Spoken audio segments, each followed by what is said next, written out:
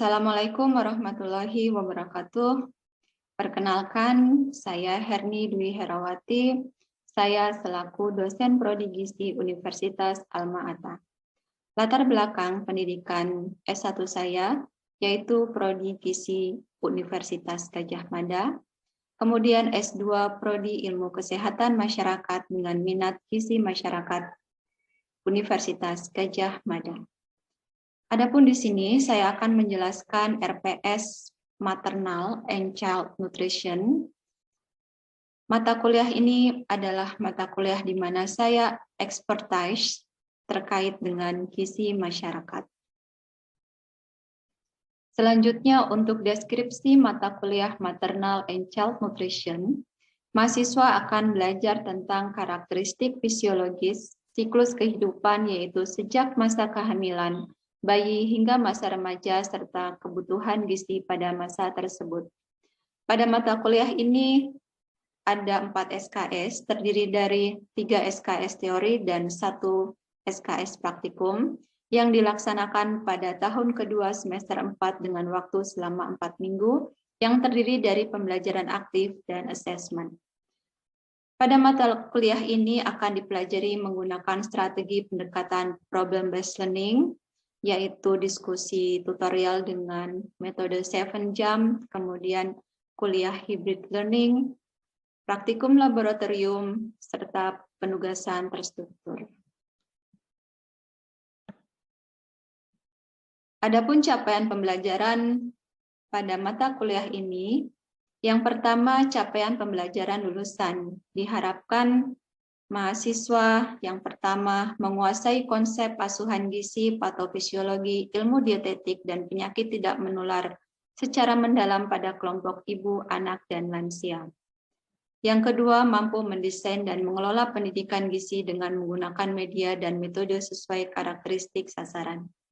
Selanjutnya, capaian pembelajaran mata kuliah. Yang pertama, mahasiswa mampu memahami, menjelaskan, dan merencanakan kebutuhan gizi sesuai dengan karakteristik fisiologis pada ibu dan anak. Yang kedua, mampu merencanakan intervensi atau asuhan gizi yang tepat berdasarkan analisis kondisi kesehatan serta faktor lingkungan yang mempengaruhi dan memberikan edukasi menggunakan metode yang sesuai dalam upaya penanganan masalah gizi dan kesehatan pada ibu dan anak dengan memperhatikan etika dan budaya yang berlaku di masyarakat.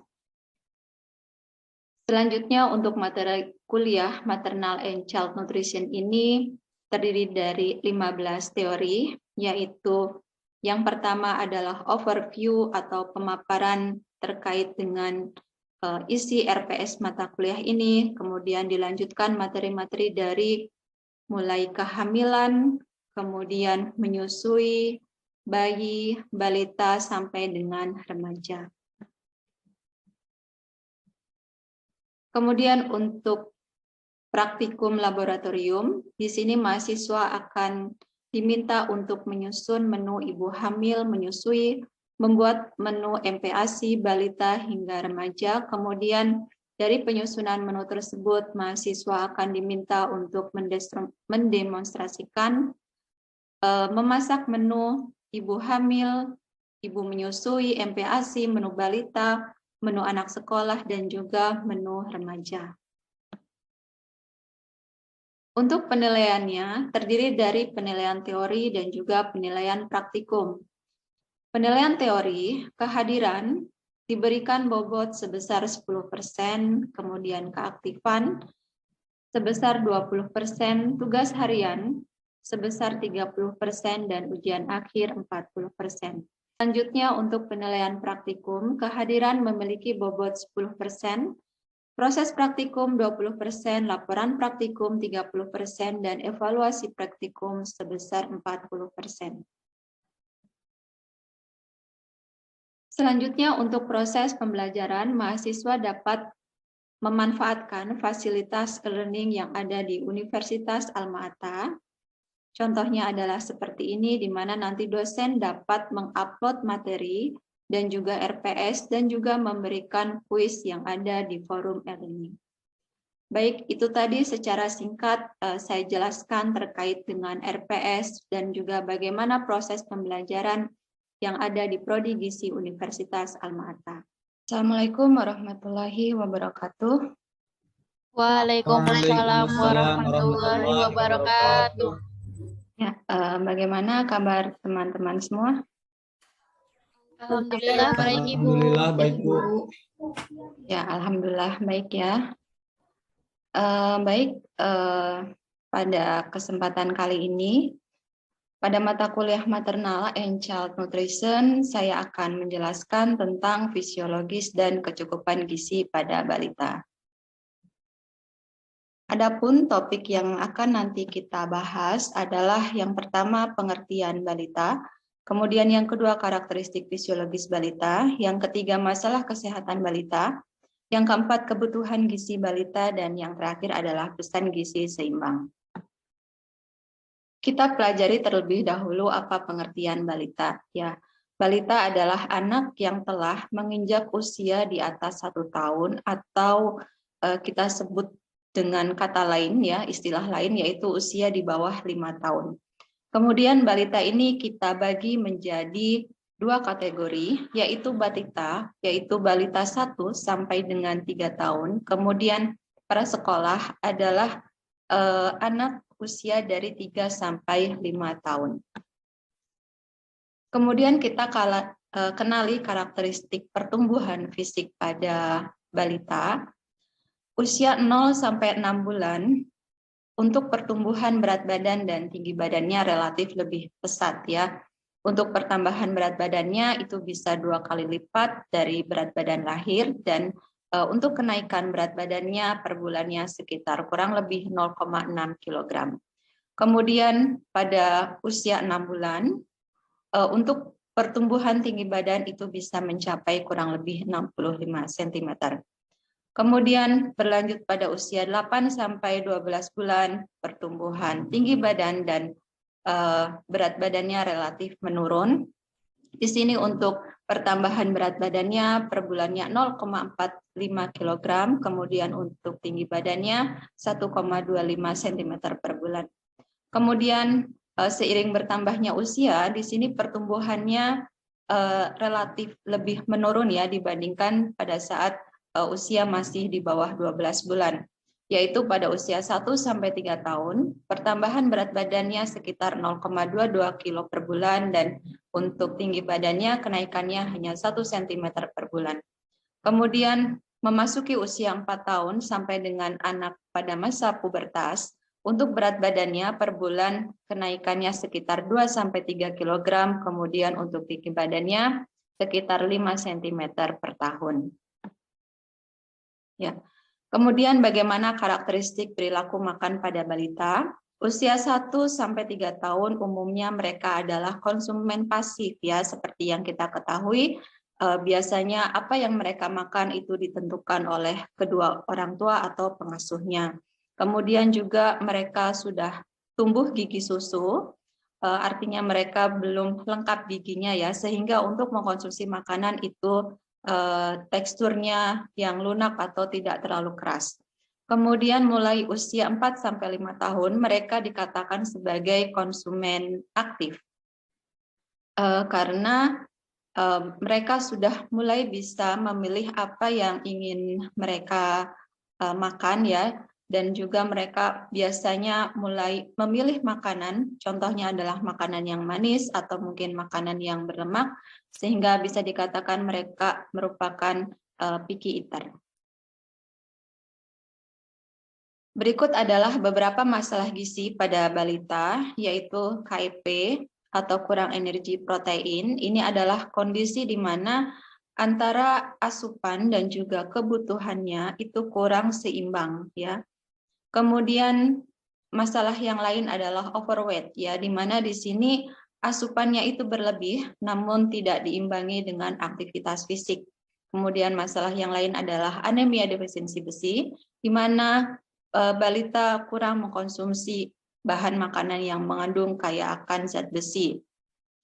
Kemudian masalah yang lain adalah kurang vitamin A, alergi makanan, kemudian PIKA. PIKA ini adalah kondisi di mana balita mengkonsumsi sesuatu yang bukan makanan ya. Kemudian masalah yang lain adalah konstipasi, karena mungkin balita di sini kurang mengkonsumsi makanan yang berserat dan mereka cenderung makanan yang berkalori tinggi. Kemudian masalah yang lain adalah GAGI, yaitu gangguan akibat kekurangan yodium, di mana balita kurang mengkonsumsi bahan makanan yang akan kaya yodium. Kemudian apa tujuan kita untuk memenuhi kebutuhan gizi balita? Yang pertama adalah untuk pertumbuhan dan perkembangan fisik dan juga psikomotor. Sebagaimana kita ketahui, balita ini adalah masa golden age, ya, di mana mereka masih tumbuh untuk pertumbuhannya, pertumbuhan sel-sel, organ, dan juga syaraf, sehingga di sini kita perlu untuk memberikan asupan yang adekuat bagi balita. Kemudian tujuan pemenuhan yang lain adalah untuk aktivitas fisik balita. Aktivitas fisik balita biasanya mereka adalah bermain, ya, sehingga perlu memberikan kita asupan, ya, untuk mendukung aktivitas fisiknya. Kemudian adalah yang terakhir untuk pemeliharaan dan atau pemulihan serta peningkatan kesehatan. Kita berikan asupan yang cukup, ya, untuk menghindari balita ini mengalami sakit, ya, khususnya yang paling sering terjadi pada anak balita adalah sakit infeksi.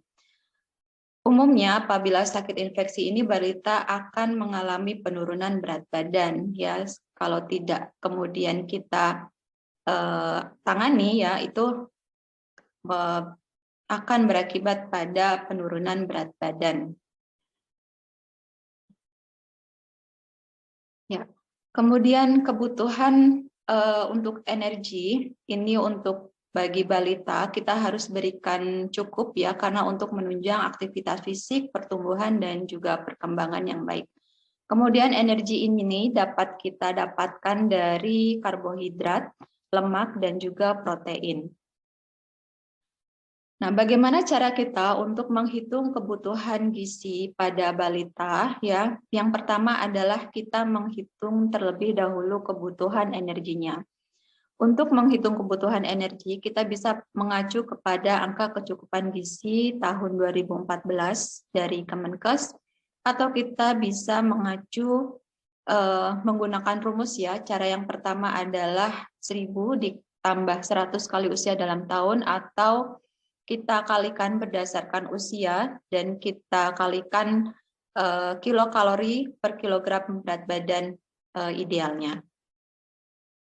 Kemudian cara dua, kita bisa menggunakan rumus Nelson, di mana rumus Nelson ini mempertimbangkan SDA dan juga faktor pertumbuhan, aktivitas fisik, dan juga yang terbuang melalui feses.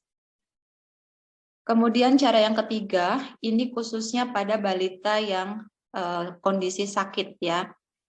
Untuk kondisi sakit, maka faktor yang kita pertimbangkan adalah sepsis atau kenaikan suhu, kemudian juga trauma, serta kita tambahkan untuk faktor pertumbuhannya. Kemudian cara yang keempat, kita bisa menggunakan BBI, kemudian kita kalikan dengan energi yang ada di dalam angka kecukupan gizi. Kemudian selanjutnya adalah kebutuhan untuk zat gizi protein, ya. Untuk usia 1-3 tahun kita berikan 1,05 gram per kilogram berat badan per harinya. Kemudian 4-8 tahun kita berikan 0,95 gram per kilogram berat badan per hari. Ya, sebagaimana kita ketahui bahwa protein ini sangat penting bagi balita karena untuk membentuk sel dan jaringan tubuh, kemudian juga untuk memperkuat tulang dan otot, sumber energi, hingga membentuk enzim dan hormon dalam tubuh pada balita. Selanjutnya, kebutuhan zat gizi yang lain adalah lemak. Untuk usia 1-3 tahun, kebutuhan lemaknya yaitu 30-35% dari energi, kemudian 4-18 tahun adalah 25-35% dari energi. Ya, kemudian lemak yang kita berikan kepada balita sebaiknya adalah lemak tak jenuh. Baik, selanjutnya jenis dan sumber lemak. Berikut ini adalah jenis lemak tak jenuh tunggal dan juga lemak jenuh dan juga lemak trans, dan di samping ini adalah sumber-sumber bahan makanan untuk jenis lemak tersebut. Kebutuhan zat gizi pada balita selanjutnya adalah karbohidrat. Karbohidrat ini penting bagi balita karena sebagai sumber energi bagi sel dan juga otak. Di samping itu, untuk asupan karbohidrat ini, untuk balita, asupan harus cukup agar penggunaannya dapat digunakan sebagai energi dan mencegah penggunaan protein.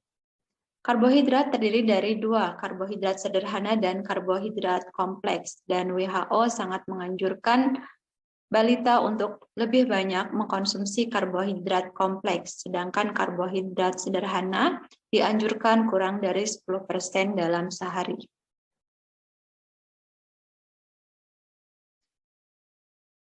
Baik, selanjutnya zat gizi yaitu vitamin dan mineral.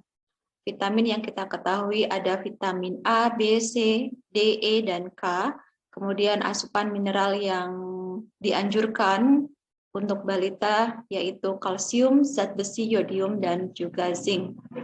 Untuk vitamin dan mineral ini dapat kita temui pada 5 kelompok bahan makanan, yaitu seperti biji-bijian, sayur, buah, dan sumber protein lainnya. Kemudian, apa saja syarat makanan bagi balita? Yang pertama, kita berikan makanan itu mudah dicerna, tekstur makanan tidak keras ya. Kemudian suhu makanan tidak terlalu panas dan juga dingin. Kemudian pertimbangkan juga tekstur bahan makanan itu tidak liat agar makanan itu mudah dihabiskan oleh balita. Kemudian mengurangi makanan yang manis karena makanan yang manis ini cenderung edik sehingga balita akan mengkonsumsi makanan itu sehingga menekan nafsu makannya. Kemudian makanan tidak merangsang pencernaan, kemudian disajikan dalam potongan penampilan yang menarik agar balita memiliki nafsu makan yang baik ya, memiliki keinginan untuk mengkonsumsi makanan tersebut. Kemudian porsi kecil dan sering, mengingat lambung balita itu masih kecil. Juga sebaiknya kita menghindari makanan camilan di antara waktu makan utama karena nanti cenderung makanan utamanya tidak dihabiskan. Ya, berikut adalah anjuran jumlah makanan sehari anak prasekolah mulai dari makanan pokok, lauk hewani, nabati, sayur, buah ya, kemudian juga tambahan untuk minyak, gula perharinya. Dan kita dapat juga berikan ASI khususnya balita yang masih di bawah usia 2 tahun. Berikut adalah pesan gizi seimbang bagi balita. Yang pertama, biasakan makan 3 kali sehari, yaitu pagi, siang, malam bersama keluarga. Mengapa bersama keluarga? Ya, ini penting. Berdasarkan fakta penelitian bahwa makan bersama keluarga kurang dari 3 kali per minggu itu akan meningkatkan risiko kegemukan sebesar 2,27 kali. Kemudian fakta penelitian yang lain bahwa makanan cepat saji, fast food hasil pabrik berisiko 1,8 kali lebih tinggi menciptakan anak gemuk ya. Karena makanan dengan keluarga, bersama keluarga itu cenderung keluarga akan mengontrol makanan apa yang diasup sehingga mengurangi makanan cepat saji atau fast food. Kemudian yang kedua adalah memperbanyak mengkonsumsi makanan kaya protein. Protein ini sangat penting bagi balita karena untuk pertumbuhan dan juga perkembangan fisiknya. Anak-anak dianjurkan mengkonsumsi ikan dan telur karena mempunyai kualitas protein yang baik, juga dianjurkan mengkonsumsi sumber protein nabati. Selanjutnya, pesan gizi seimbang yang ketiga adalah perbanyak mengkonsumsi sayur dan buah-buahan. Anjuran untuk konsumsi sayur adalah 200 gram per hari, sedangkan buah 300 gram per hari. 200 gram per hari adalah 2 gelas sayur setelah dimasak dan ditiriskan, sedangkan 300 gram buah, yaitu 3 buah pisang Ambon ukuran sedang atau 3 potong pepaya ukuran sedang atau 3 buah jeruk ukuran sedang. Ya, ini adalah untuk ukuran rumah tangganya. Kemudian fakta penelitian menunjukkan bahwa orang tua yang diberikan edukasi menggunakan media buklet itu dapat meningkatkan pengetahuan, ketersediaan sayur dan buah, perilaku pemberian makan yang baik, dan juga meningkatkan konsumsi sayur dan buah pada anak prasekolah. Ini adalah fakta penelitian berdasarkan dari hasil penelitian saya sendiri yang saya lakukan pada anak prasekolah. Selanjutnya yang keempat adalah batasi mengkonsumsi makanan selingan yang terlalu manis, asin, dan berlemak. Kita batasi pada balita untuk penambahan gula dalam sehari yaitu 4 sendok makan, kemudian garamnya 1 sendok teh, dan juga minyak yaitu 5 sendok makan. Kemudian yang kelima yaitu minum air putih sebanyak 1.200 sampai dengan 1.500 ml per hari. Ya. Air putih ini sangat penting ya bagi anak-anak. Kita biasakan untuk anak mengonsumsi air putih ya, menjadi contoh yang baik ya. Karena minuman soda atau minuman dengan rasa buah-buahan atau minuman teh yang manis ini sangat mengandung gula yang sangat tinggi di mana nanti tentunya akan menyebabkan kegemukan. Pesan gizi seimbang selanjutnya yaitu keenam, biasakan bermain bersama dan melakukan aktivitas fisik setiap hari. Kita ajak anak untuk bermain aktif di luar rumah. Berdasarkan fakta penelitian bahwa bermain gadget dan menonton televisi memiliki risiko 2,46 kali lebih tinggi anak menjadi gemuk. Kemudian anak bermain di luar rumah kurang dari 2 jam memiliki risiko 2,27 kali lebih tinggi anak menjadi gemuk. Kemudian juga tingkatkan hubungan dengan lingkungan yang aman agar anak dapat bermain dengan aman dan nyaman. Berdasarkan fakta penelitian, rasa tidak aman orang tua pada lingkungan, kemudian anak menjadi jarang bermain, ini meningkatkan risiko 2 kali anak mengalami kegemukan. Baik, itu tadi penjelasan dari saya. Berikut adalah referensi yang digunakan pada materi ini. Referensi dari buku dan juga jurnal. Selanjutnya saya ingin mengetahui bagaimana pemahaman kalian terhadap materi yang saya sampaikan. Di sini saya berikan kuis. Silakan kemudian jawab pertanyaannya.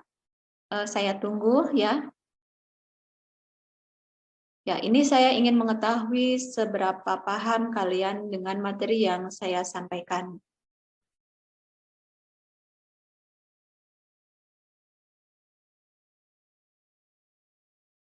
Ya, apakah sudah masuk ke Mentimeter?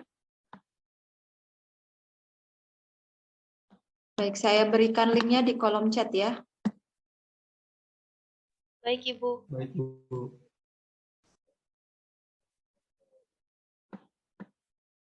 Ya, ini adalah hasil dari jawaban kalian ya. Hampir sebagian besar jawabnya betul. Kemudian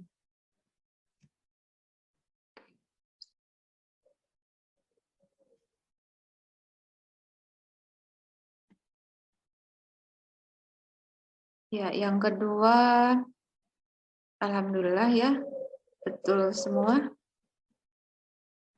Kemudian jawab yang ketiga,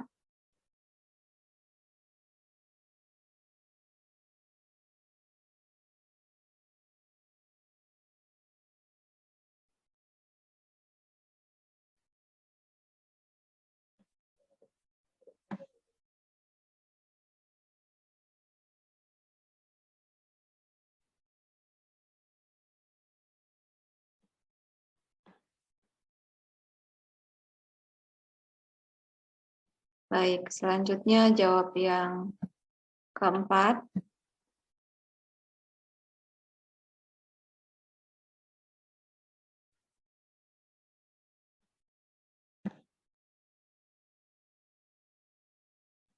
Oke, baik. Mungkin itu ya jawabannya untuk dari kuis hari ini. Ya, baik, itu tadi penjelasan dari saya tentang fisiologis dan kecukupan gizi pada balita. Mudah-mudahan apa yang tadi telah kita pelajari dapat bermanfaat dan juga menambah pengetahuan teman-teman mahasiswa. Baik, saya akhiri, kurang lebihnya mohon maaf. Terima kasih. Wassalamualaikum warahmatullahi wabarakatuh.